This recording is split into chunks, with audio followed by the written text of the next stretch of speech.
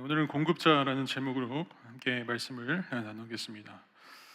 여러분, 성경 인물을 보면 참 수많은 많은 인물들이 등장합니다.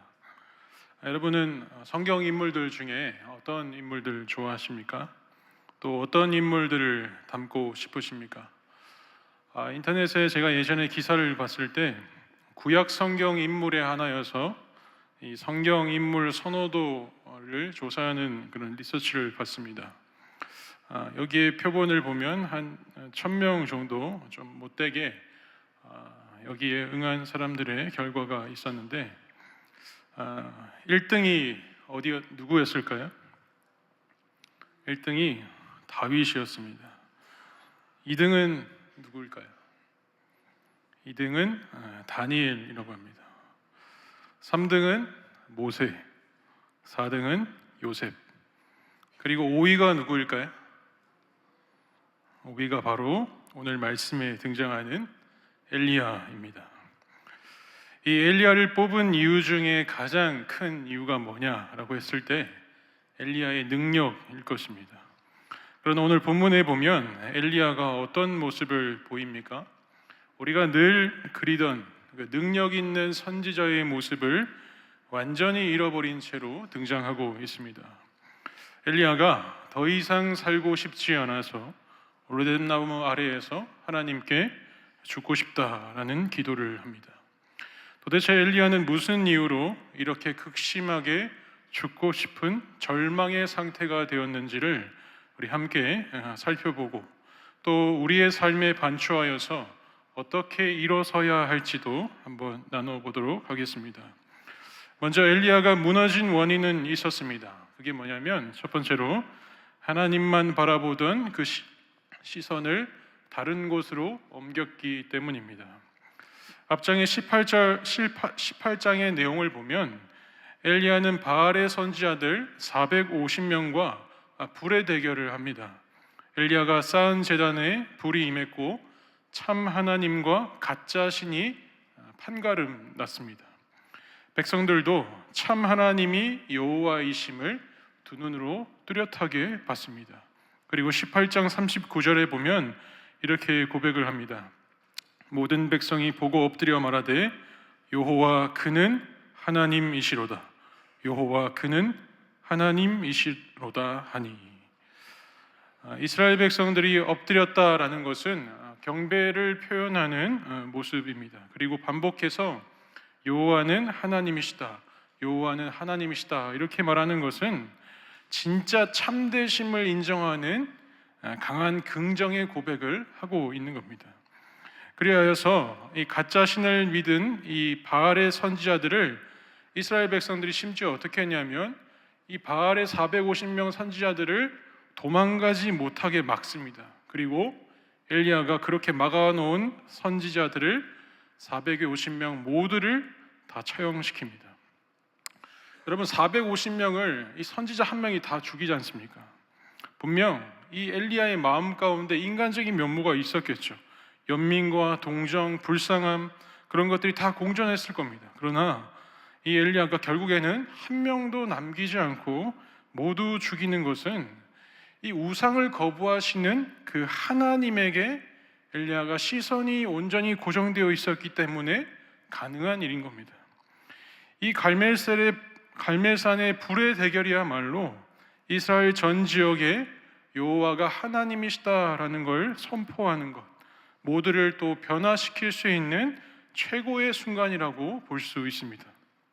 그런데 이스라엘 백성과 마찬가지로 진짜 하나님을 본 아합 왕이 있었거든요. 근데 이 아합 왕이 성읍으로 돌아가서 아내 이세벨에게 다른 시각으로 전합니다. 살아계신 하나님이 과연 엘리야가 믿는 여호와 하나님이었다라고 그 대결의 핵심을 전한 게 아니라 엘리야가 450명의 바알의 선지자를 죽였다라는 말만 이세벨에게 전합니다. 이 말을 들으니까 이제 이 바알을 수입해왔던 그 근원인 이 이세벨이 화가 나서 이제 엘리야에게 사신을 보내서 경고의 메시지를 하죠. 24시간 안에 널 죽일 것이다. 24시간 안에 네가 죽인 바알의 선지자처럼 너를 똑같이 만들어 주겠다라고 이 이세벨이 복수를 예고합니다. 이때 엘리야가 어떻게 반응을 합니까? 우리 3절 말씀을 우리 함께 읽어보도록 하겠습니다. 19장 3절 말씀 시작. 그가 이 형편이 보고 일어나 자기의 생명을 위해 도망하여 유다에 속한 브엘세바에 이르러 자기의 사환을 그곳에 머물게 하고. 여기 이세벨이 24시간 안에 죽이겠다는 그 협박의 메시지를 듣고 나서 엘리야가 반응한 것이 무엇이냐 하니 그 형편을 보고 일어났다라는 겁니다. 여러분, 우리가 알고 있는 엘리야라면 어떻게 반응해야 합니까? 이세벨의 말에 속된 말로 쫄지 않고 믿음으로 대항하는 것이 정황상 엘리야의 선지자로서의 행동으로 보면 이게 마땅한 행동입니다. 이전에 아합이 엘리야를 찾으러 다닐 때에도 엘리야가 떳떳했습니다. 왕 앞에서 당당하게 하나님을 선포했거든요. 근데 이 과거의 엘리야가 온데간데 없습니다. 이세벨이 죽이겠다라는 그 말에 형편을 보고 도망을 치고 있는 모습을 보고 있습니다. 여기서 형편을 보았다라는 말은 주변을 보았다라는 의미도 있을 수 있지만 원문의 같은 어근과 문맥을 고려해 보면 두려워서 도망갔다라는 말이 적절합니다. 선지자들 450명이 엘리야의 기도를 통해 죽었다고 하면 이세벨이 엘리야를 두려워할 법도 합니다. 그런데 오히려 이세벨은 눈 하나 깜짝하지 않고 엘리야를 죽이겠다라고 얘기하니까 이 엘리야의 마음에 요동이 친 겁니다. 전혀 예상하지 못한 답변을 듣고 막 두려움을 먹기 시작한 겁니다. 먹을 것이 없어서 죽고자 했던 이 사르밧 가부에게 두려워하지 말라라고 위로의 말을 전했던 그 선지자, 그게 바로 엘리야였거든요. 근데 이제는 도리어 엘리야가 두려움에 가득 차서 도망치려고 합니다. 하나님을 향한 엘리야의 시선이 하나님이 아닌 사람에게 완전히 빼앗긴 결과가 바로 이러한 모습인 겁니다. 여러분, 사람이 커 보이면 세상에서 그보다 더 무서운 것은 없습니다. 왜냐하면 사람은 우리의 눈앞에 명백하게 보이기 때문에 실시간으로 우리가 받아들일 수 있기 때문입니다. 우리가 오늘을 살아가면서도 눈에 보이는 사람을 무서워하지 보이지 않는 것을 무서워하는 경우는 매우 드뭅니다. 사람 때문에 살아가는 인생이 괴로워지기도 하고 즐거워지기도 하는 것은 우리의 눈에 보이기 때문입니다. 하지만 엘리야는 줄곧 하나님에게 시선을 두는 일관된 삶을 살았기 때문에 아무리 자신을 위협하고 지지하지 않는 백성들 앞에서도 담대히 말씀을 선포했던 그런 선지자 아니었습니까? 그런데 그런 영웅적인 엘리야도 하나님께로부터 눈길을 돌리니까, 시선을 돌리니까 사람을 크게 두려워하는 모습, 여자였던 이세벨을 두려워하는 그 모습이 본문 가운데 드러나고 있는 것입니다. 이스라엘 백성들이 광야에서 40년간 고된 훈련을 했음에도 불구하고 대다수의 정탐꾼들이 가나안 족속을 두려워했던 이유가 무엇입니까? 이스라엘 백성들이 블레셋과의 전투에서 골리앗을 보고 무서워서 엎드려 있었던 이유가 무엇이었습니까? 큰 키와 체격, 무기, 이런 외형적인 시선에 강탈되어서 두려움을 크게 품었기 때문에 싸우려는 것을 꿈조차도 꾸지 않았던 겁니다. 엘리야도 마찬가지로 눈에 보고 느끼는 그 현실 상황에서 불의 하나님, 자기가 경험했던 그 불의 하나님은 온데간데 없이 사람만 보고 절망을 경험하고 있는 모습을 우리는 살펴보고 있습니다. 그리고 두 번째로 엘리야의 마음이 무너진 원인은 탈진 때문입니다. 4절 말씀도 우리 함께 읽어보겠습니다. 시작. 자기 자신은 광야로 들어가 하룻길쯤 가서 한 오뎁나무 아래에 앉아서 자기가 죽기를 원하여 이르되 여호와여 넉넉하오니 지금 내 생명을 거두시옵소서. 나는 내 조상들보다 낫지 못하니이다 하고. 아멘. 엘리야는 이세벨이 죽이겠다라는 말에 갈 수 있는 가장 먼 지역으로 도망을 칩니다. 그곳에서 지쳐서 죽고 싶어 했습니다. 이것이 바로 탈진의 증상입니다. 허버트 프로이덴버거라는 이 정신 분석가가 자신의 경험을 통해서 탈진이라는 용어를 만들어냈습니다. 그 이래로, 이 사람이 연구한 이래로 이 탈진에 대한 광범위한 연구들이 막 쏟아져 나왔습니다. 탈진이라는 말은 의욕적으로 일에 몰두하던 사람이 극도의 신체적, 정신적 피로감을 호소하여서 결국에는 무기력해지는 현상을 탈진이라고 정의합니다. 탈진이 오면 먹는 것, 입는 것, 씻는 것, 자는 것, 일어나는 것, 이거 다 힘들어해서 죽고 싶다라는 게 결론입니다. 살아갈 에너지가 아무것도 없는 것이죠. 이 탈진이 위험한 이유 중에 하나가 인지의 부족 문제입니다. 사막의 길을 걸어갈 때 사람들은 쉽게 탈진하고 심하면 그 사막에서 사망하는 경우까지 있다고 합니다. 사막에서는 이 무더운 날씨 때문에 수분 증발이 엄청 빨리 일어나거든요.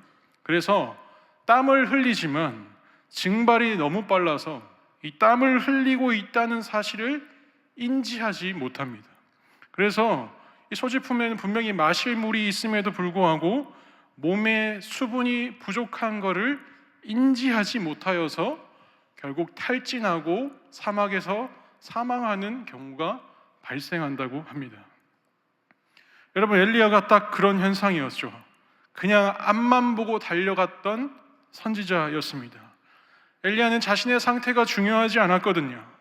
영적으로, 육적으로 최선을 다해서 하나님의 말씀을 전파했고 살아계신 여호와를 증명하기 위해서 자신의 불편한 것들을 다 감수하고 숨어 지냈습니다. 먹는 것도 제대로 먹지 못했죠. 수백 명과의 싸움에서도 담대히 여호와 하나님만 참 하나님이다, 이걸 선포하면서 목숨을 내놓는 일도 마다하지 않았습니다. 여러분, 엘리야는 정말 아낌없이 자신을 바쳤습니다. 그렇게 열심히 했기 때문에 엘리야의 사역에 성과를 기대할 만하지 않습니까?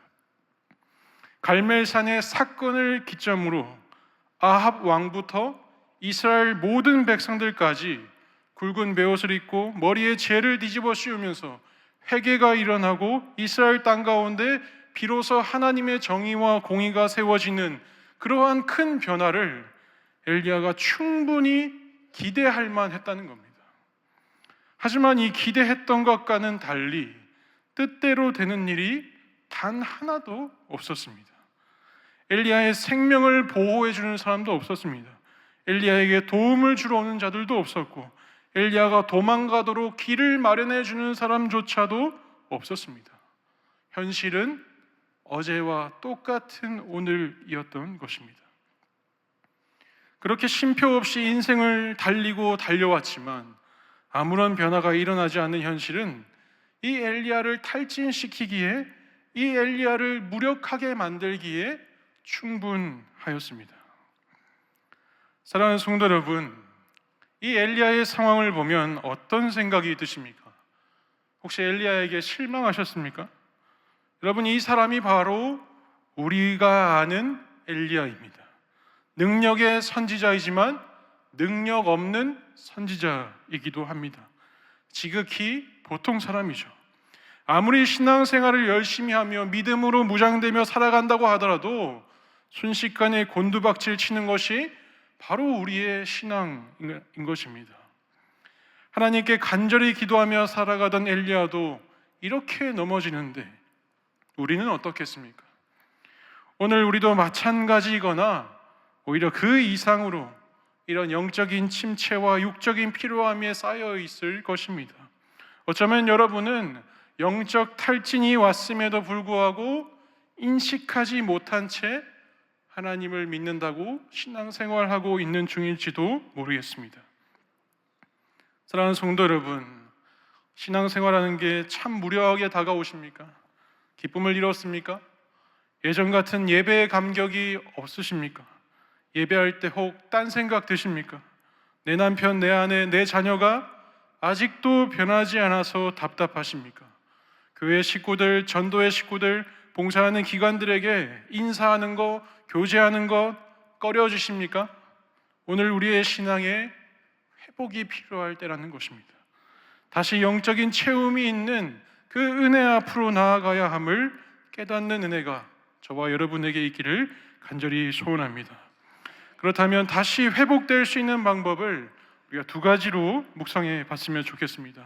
첫 번째로는 우리의 마음과 시선을 다시 하나님께 고정시키면 됩니다.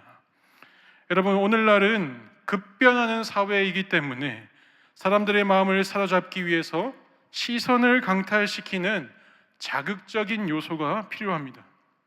독특해야 하고 흥미를 끄는 부분이 일단 우리의 눈에 발견되어야 합니다.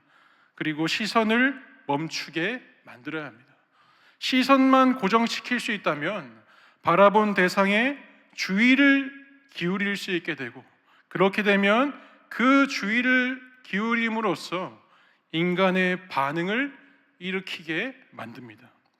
그렇기 때문에 행동 반응을 일으키기 위해서는 분명 시선을 빼앗는 것, 그것이 매우 중요하다라는 겁니다. 제가 길을 걷다가 건물의 간판 중에 한 간판에 시선이 고정된 적이 있었습니다. 우리 사진 한번 보여주시겠습니까? 여러분, 뭐라 적혀 있는 것 같습니까? 저게 무슨 글씨인 것 같죠? 저게 우리나라에 있는 말입니까? 제가 길을 가다가 저 괴상한 글자를 보고 저게 뭐지? 라고 생각하면서 저것만 보고 저 집으로 갔습니다. 확대해 주시겠습니까? 가까이서 봐도 도대체 뭔지 잘 모르겠더라고요. 여러분, 버크라고 돼 있어요. 버크. 이 부엌을 줄인 거더라고요. 부엌을 버크라고 적어놨어요. 이제 이해가 좀 되시죠? 이 부엌이라는 단어를 이 버크라는 아주 평범하지 않는 단어로 쓴 이 간판이 저에게 딱 눈에 띄었습니다. 저건 도대체 무슨 글씨인지, 뭐하는 가게인지 알아보기 위해서 시선이 딱 꽂히니까 거기로 가더라고요. 그곳에 가서 그 안에 뭐하는 곳인지까지도 다 보게 되더라고요. 그 집에 갔더니 이제 스테이크 집이었는데 뭐 가격은 얼마인지, 저 안에 주인은 누군지 다 보게 되더라고요. 시선이 그곳에 고정이 되니까 제 행동까지도 모든 것을 그곳 가운데로 이끌어내는 것이 바로 이러한 시선 고정의 중요성인 것 같습니다. 우리가 자주 접하는 드라마를 보더라도 요즘은 분위기가 많이 바뀌었습니다. 보통 일상에서 공감되는 소재를 기획하거나 뭐 감동이 있는 내용이라든지 뭐 권선징악을 토대로 한 그런 단조롭고 평범했던 소재, 이제 더 이상 이런 소재들은 이 사람들의 시선을 고정시키는 데 있어서 효과적이지 않습니다. 이제 드라마를 보면, 영화를 보면 자극적으로 바뀌었습니다. 소재만 보더라도 어떻습니까? 분류는 기본이죠. 복수하기 위해서 살인을 저지르거나 또 시선이 다른 곳에 빼앗기지 않도록 하기 위해서 어떤 효과를 씁니까? 그 스토리를 보면 반전에 반전에 또 반전을 계속해서 일으킵니다. 이처럼 오늘날을 보면 시선을 빼앗는 이러한 자극적인 요소들이 정말 많이 있습니다. 이에 반해서 하나님께로 시선을 고정시키는 것은 어떨까요? 정말 어렵습니다. 왜 그러냐 하니 첫 번째로 육안으로 하나님이 보이지 않기 때문이죠. 이스라엘 백성들이 끊임없이 우상 앞에 숭배했던 이유가 무엇입니까? 눈에 보이지 않는 하나님은 볼 수 없지만 화려한 형상들이 눈에 너무 잘 들어왔기 때문입니다. 비록 우리가 하나님 외에 다른 곳에 시선을 빼앗기는 것이 이 죄의 본성으로 인한 습관이기는 합니다. 그렇지만 아무리 그렇다고 하더라도 그것이 당연한 게 아닙니다.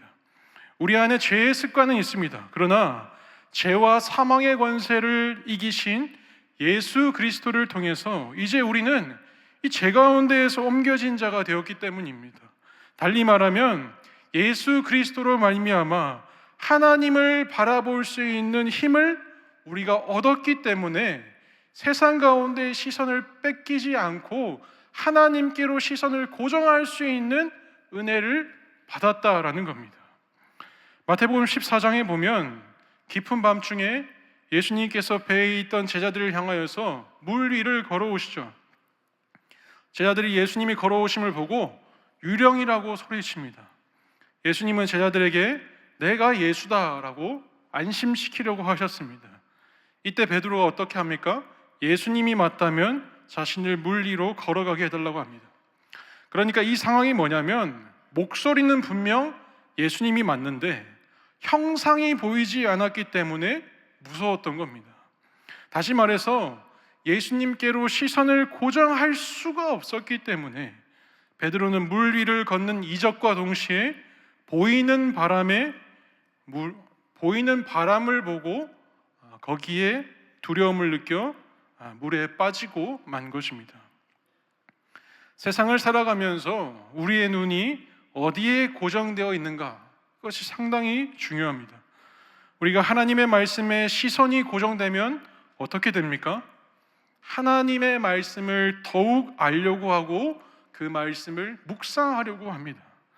그리고 말씀대로 살아보려고 결단까지 하는 그 자리까지도 나아갑니다. 여러분, 찬양하는 데 시선이 고정되면 어떻게 됩니까? 세상의 근심이 날아갑니다.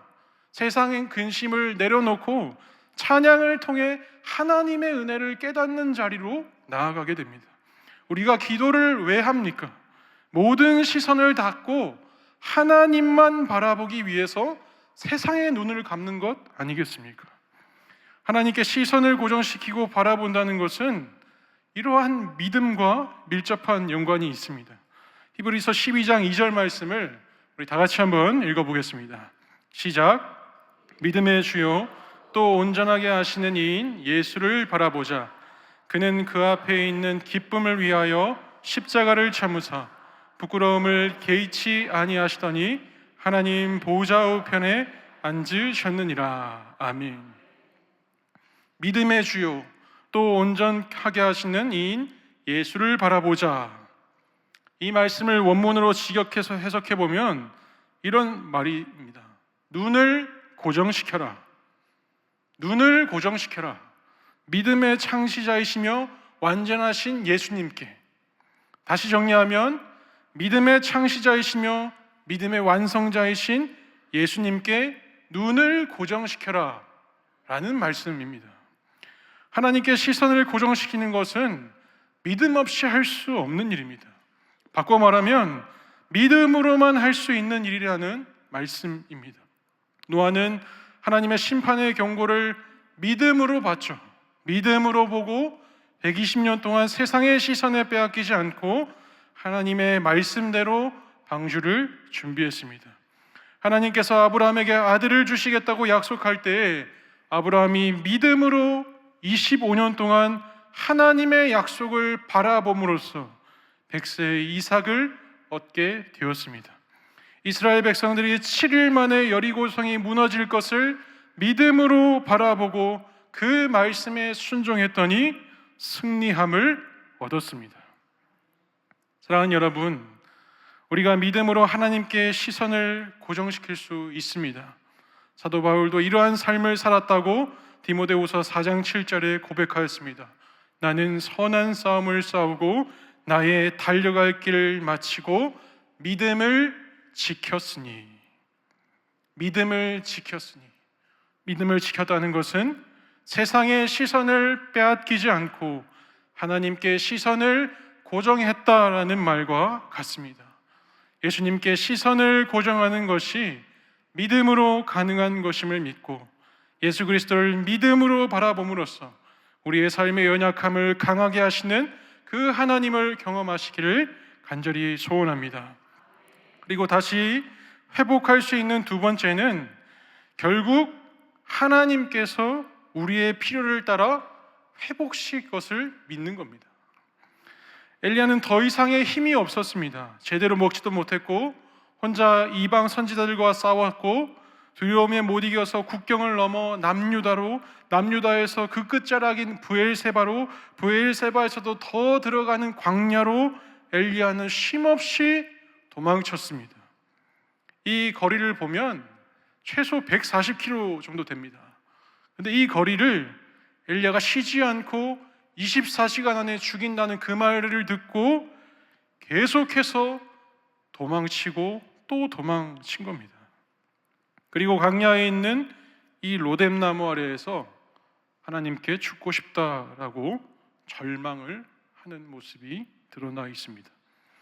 우리가 환난이나 고통을 당할 때 흔히 하나님은 내 삶에 계시기나 한 건지, 하나님이 나와 정말 함께 하시는 분이 맞는지 의심하고 원망을 합니다. 그런데 그런 불평들은 살아갈 힘과 의욕이 남아있을 때만 뱉을 수 있는 말이에요.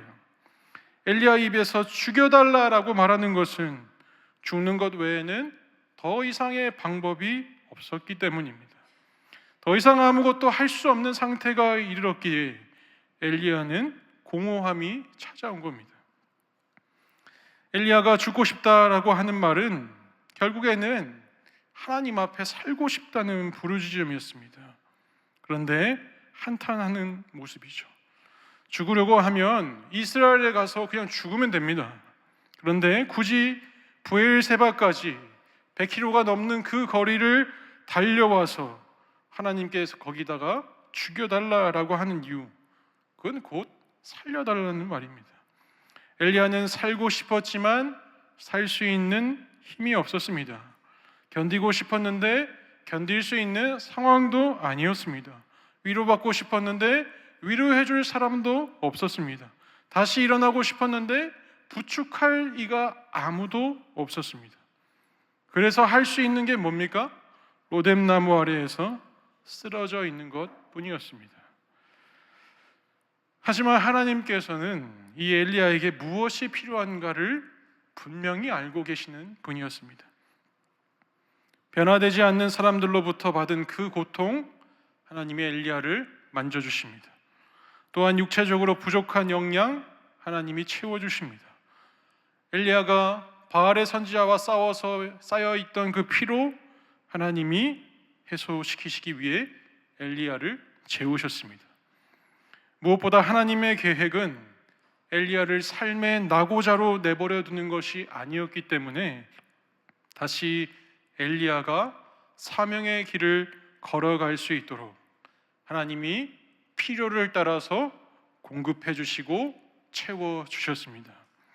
여러분, 하나님은 우리가 쓰러져 있고 회복하지 못할 것 같은 아픔을 절대로 내버려 두지 않으십니다. 그가 우리의 아버지이심을 믿으며 그의 자녀임을 믿는다면 하나님은 우리가 절망에 빠져 있을 때 가만히 보고 계시지 않는다는 겁니다. 자식이 아프다고 울면 부모의 마음이 얼마나 많이 아픕니까? 자식이 죽을 것 같다라고 하면 부모는 내가 대신 죽고 싶다라는 마음이 들 정도로 이 자식보다 더 고통스러워하지 않습니까? 우리의 아버지이신 하나님은 우리가 겪는 고통에 절대 둔감한 분이 아니십니다. 우리의 상황을 공감하시고 회복을 일으켜 주시기를 원하는 분이십니다.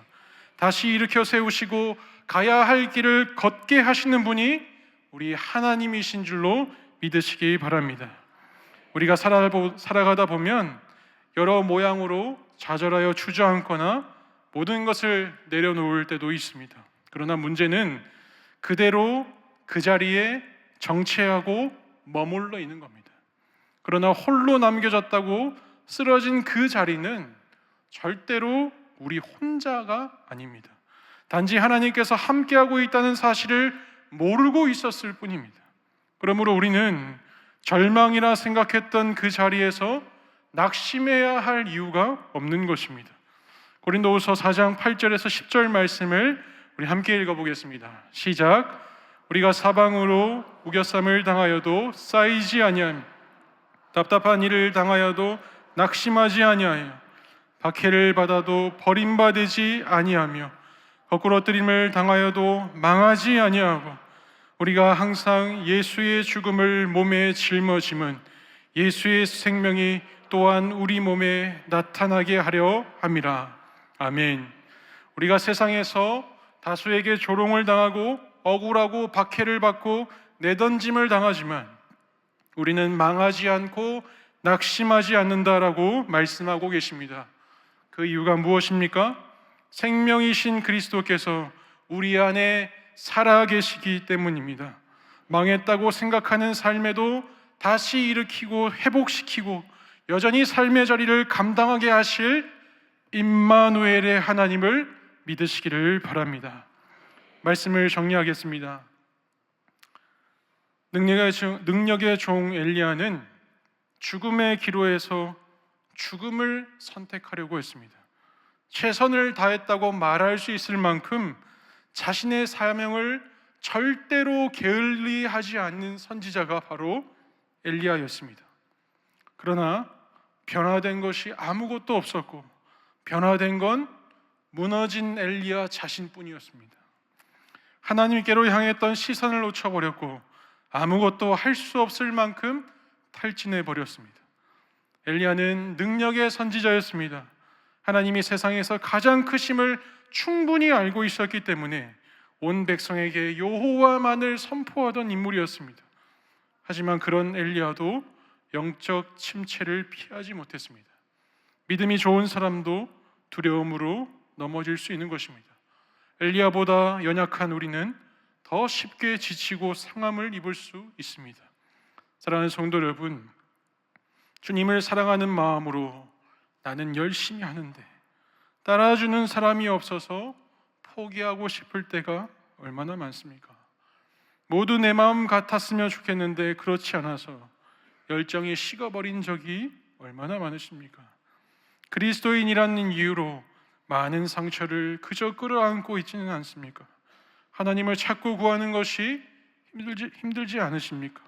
기도할 힘이 꺾이셨습니까? 마음이 예전 같지 않으십니까? 내색하지 않고 참고 있는 여러분이 과연 행복한 그리스도인이 맞습니까? 우리의 영적 침체를 발견하시기를 바랍니다. 우리의 마음의 상태가 지쳐 있음을 인정하시기를 바랍니다. 믿음의 눈을 들어 여호와께로 다시 시선을 고정하기만 하면 우리의 필요를 공급하시는 그 하나님께서 때를 따라 회복시켜 주실 것을 믿으시기를 바랍니다. 다시 일어나 걷게 하시는 분이심을 믿으시기를 바랍니다.